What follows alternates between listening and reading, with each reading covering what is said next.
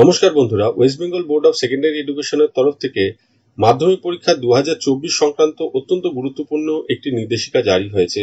বলা হয়েছে যে কিছু সিলেক্টেড ক্যান্ডিডেট হবে। এটা সিলেক্ট ক্যান্ডিডেটস মানে অর্থটা এখানে পরিষ্কার নয় আমার কাছে।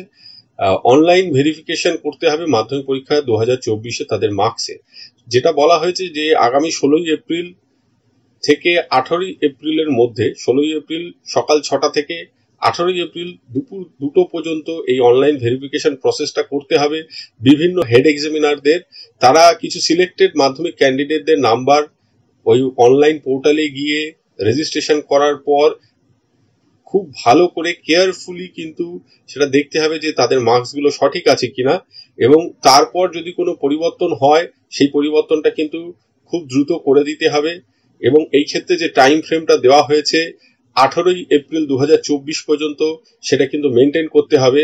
এবং মনে রাখতে হবে যে এই প্রসেসটার উপর নির্ভর করছে মাধ্যমিক পরীক্ষা 2024-এর রেজাল্ট পাবলিকেশনের আগে প্রত্যেকবারই বোর্ড এই ধরনের স্ক্রুটিনি করে।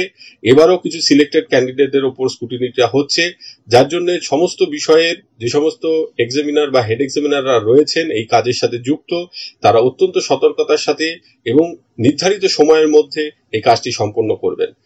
আজকে এই পর্যন্ত। সকলে ভালো থাকবেন, সুস্থ থাকবেন। ধন্যবাদ।